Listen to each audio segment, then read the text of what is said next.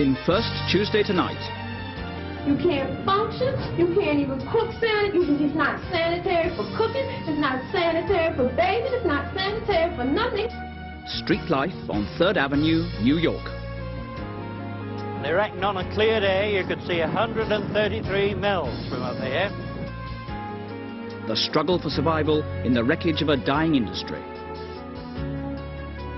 You can see the fingers of the doctor, the scissors of the operation. And a GP from the East End of London who's learning the traditional ways of Chinese medicine.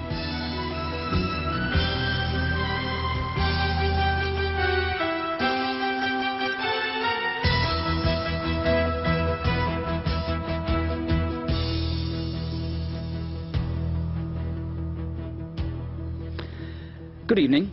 Welcome to First Tuesday. We begin tonight in one of the world's great cities known universally as the Big Apple. I refer, of course, to New York, famous for bright lights and high life. But our first film gets rather closer to the ground with a view from street level in Brooklyn and the Bronx. It's not a glossy big production, but a film made by one man with a video camera for a local community project.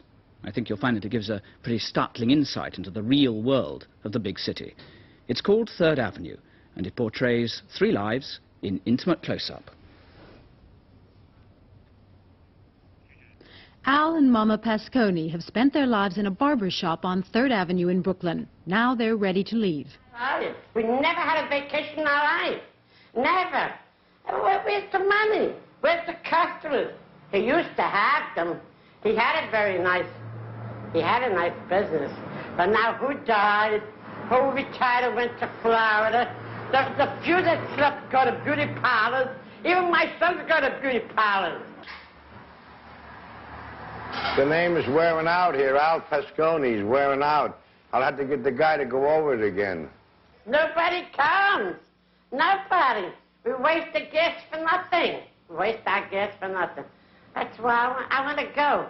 Where I'm going to go, I don't know, but I want to go. He goes, well, if we have to go, we go. What can I say? If we have to go, we'll go. He wants to stay here. He don't want to leave the paradise. Take it easy, Al. Not too much. Not too much. Just taking these curly ones off. Keep still. I know what I'm doing. I ain't got no hair. I'm getting old here. I'm thinning out. Come over here. Come over, take a picture here. Now, don't get tired of counting. Look. See? Oh, this is my husband, by the way. Really, on his wedding day. This is my husband. This is Valentino. They called him Valentino. Dan. Okay. I'm not lying. And these are his teeth. He keeps them in the register. But he still gums all the ladies to death. I'll tell you. It's a wonderful thing when you love a person. The love grows stronger and stronger all the time. He's rearing to have another dozen. It's a good thing. I'm 71 years old because I think I would have another dozen. My mother had 17. I almost reached her. I almost got there. Well, it's your fault, Mama. Your machine broke. Can't help it. My automatic is still going, so I can't help that. The $2.18. No, too much, too much. I'll buy tea instead. I'll buy tea instead. This is too much.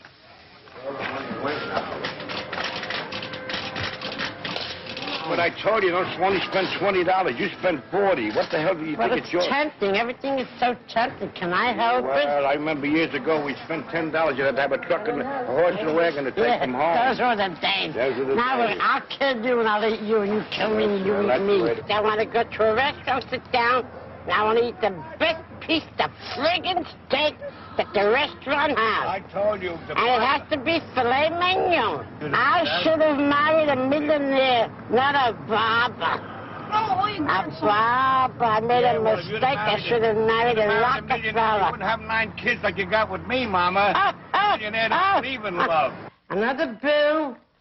The telephone is $24. I can't pay all these bills because the security check is very small, and our bills are very high, and they're getting high, and the security check is at a standstill. We have to pay it out. If not, they're going to shut it on. That's right. We have to pay it and get it over with. If not, they're going to shut it. You pay the bill, I'll take the change. And I'll take the pennies for myself. Because he loves to put the change in his pocket. I'm taking the change. And now I got a bingo. Oh, I love bingo. I love it. They're all lucky. Hey, Grandma. Would you like to see our lucky charms we bring? They have this, an elephant. Like that. I know. Amy, what do you think, Shady? We have a big pin. It's our lucky charm. That's a nice. First we play the board, $20 a board. The white papers that are $200. $200. $200. Did you ever win? Never. I didn't. 17 years. Never. 067.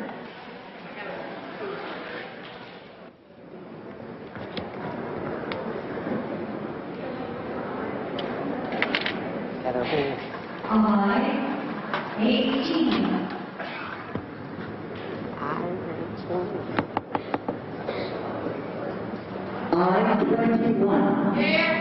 I-0.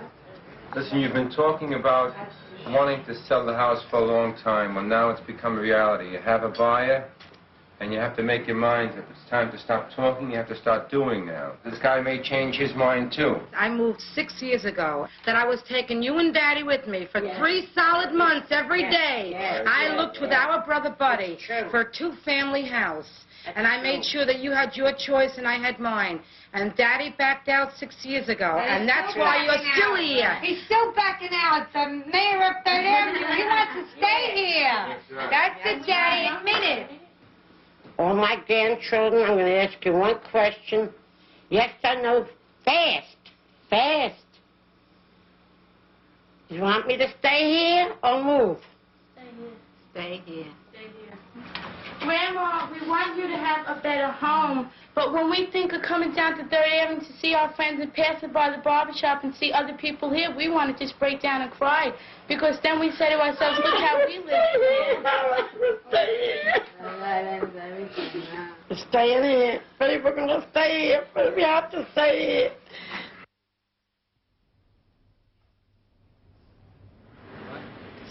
This is Ricky at work. He's a homosexual prostitute, a gay hustler. He works from his apartment on 3rd Avenue and 53rd Street in Manhattan. Well, not too often, no. Where are you from? Upstate New York, Ithaca. Yeah, who's in there? Moved to the city. Just moved here? About 2.5 weeks ago. You gay? How come you hustling? Why am I hustling? Need the money. What do you charge? It's $30. For anything? That won't kill me, Depends on what you mean by, I mean, I don't want you to stick swords in me or anything. No, or stick me in a coffin and nail me in. First time I sold myself for sexual purposes was pretty bizarre. It was like a terrifying experience. You know, it happened at Grand Central Station. I was like 14, broke, run away from reform school. And I was petrified. It was like fear really drove me to do it. I didn't know what I was doing. I didn't know what I was doing in this big city. I had no money. So someone had approached me, some middle-aged man, and said, will you do this, that, and the other thing for X amount of dollars? And I was like, I wanted to say no. My mind was saying no, but my stomach, because I was hungry, was saying yes, yes, yes. Over here on 42nd Street is where I started very young, 15, 16, hustling. And you'll find boys as young as 13, 12, 11. I've seen them out here at 6, 7 years old. And you can always tell who they are. They're young kids hanging around under a lamppost. There may be 2 of them, there may be 3, there may be just 1, but they're very young. Okay. sex is a phenomenal business. Like, these two kids here are 15. They probably make more than the average CPA does in a year, more than a medical technician does in a year. And by simply just being young and just being available, make an incredible amount of money. What are you doing hanging around here? You're awful young. What are you doing hanging around here? Trying to make some money. Come on, get my hand. How do you make it? Look for some homos. Some what? Some homos. What are you doing down here? Just hanging out like everybody. Yeah? Yeah. Any of you guys hustle? Are you? No. You sure? Sure. There's a cop standing right over there. Yeah? Yeah. They ever hassle you? No. Okay? All right. When I was 7, Yeah, what happened? came out here, Yeah? You're not going needed yet? some money. Yeah, and what happened? So I found somebody and I want one. Yeah? So he paid me. Yeah? So that's how I had one. Well, these are phone numbers of tricks. For some reason, I meet an incredible amount of lawyers. I don't know why. I guess, you know, they have, I'm their type or something. I don't know. There's someone from Business Supplies Corporation. This is a plastic surgeon.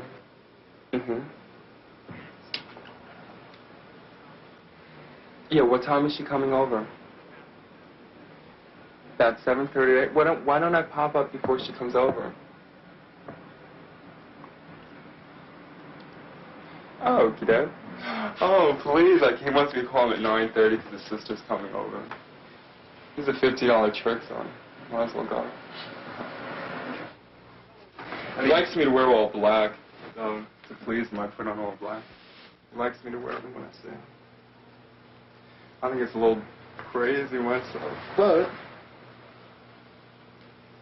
for $50, I'll put on a goddamn Shirley Temple hat and sing Lollipop Man for him. Depends where, you know, where your frame of mind is at. If you don't mind being a commodity and being sold as one, treated as one, you know, if you don't mind at times being treated not even as a human being, you know, just being treated as like a piece of chopped meat at the A&P, it's okay, and if you can deal with it, it's okay, but if you can't, you know, it gets very heavy. It's a cold world when you hustle. It's very cold.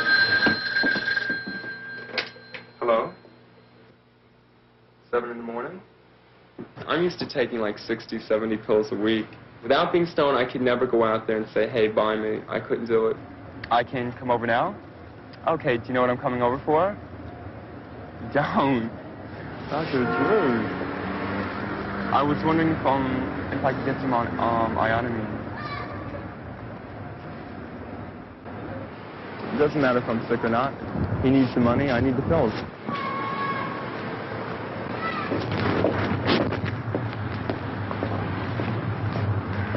Oh my gosh, come on.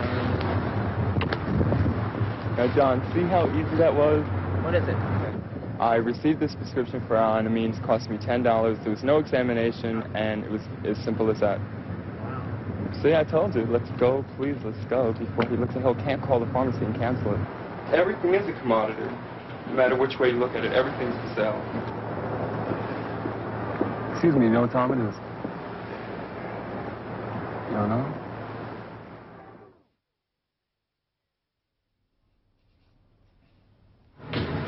I'm going upstairs. What are you going to do here? I can't stay here. I won't stay here. I refuse to stay here. If I have to send my kids down to their grandmother's in Manhattan or somewhere, I ain't staying here.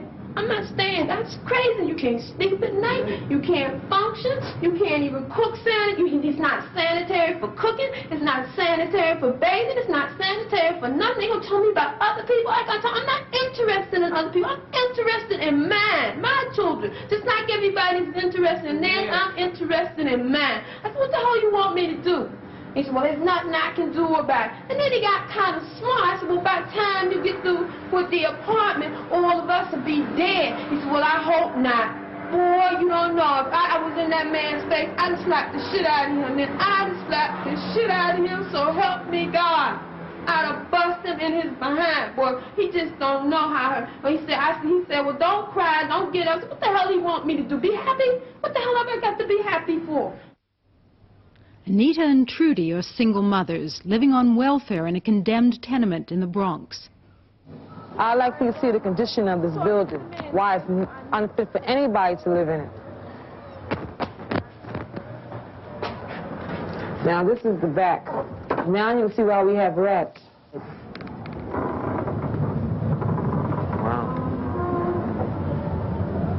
Well, it's really disgusting, you know, that you have to live like this. Enough to make you sick, right?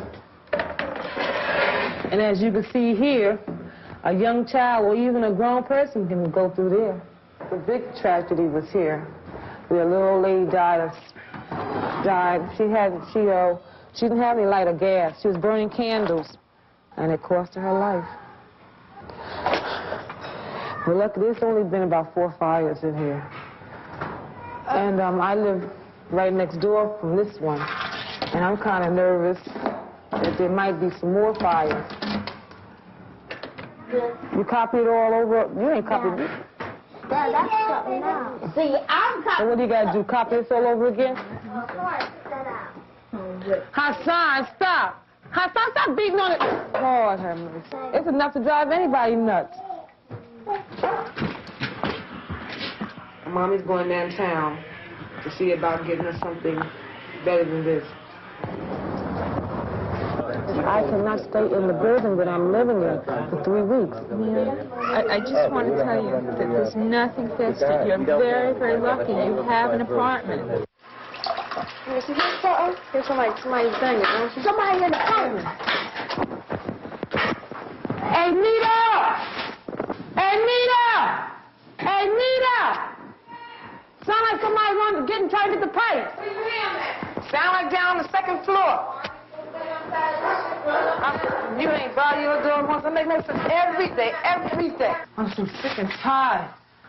All is up and down the stairs. Just turn the water off, Jesse. It's on. I just want to know if it was on, that's all. Up and down the stairs, 3 and 4 times a day. 3 o'clock in the morning, 3 o'clock in the afternoon. It's not in the afternoon, it's at night. This don't make sense every day. The same shit. Don't make sense. They just won't leave these pipes alone until you get out of here. I didn't do bringing water in like this for about it since the people came and stole the pipes. That's been about 2 weeks ago. So they have to go to the fire hydrant and get water. It's really rough being on welfare with 5 kids because you can't give them, you know, the things that you would like to give them. And it's really rough, you know. I'm Tony.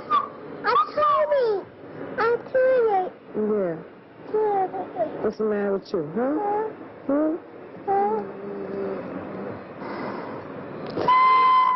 I wish you cut it off. Stop.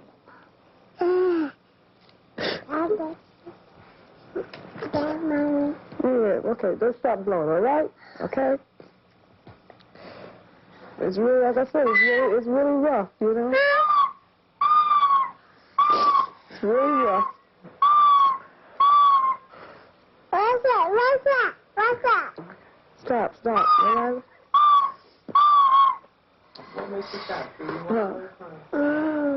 Because I have to live like this with my kids.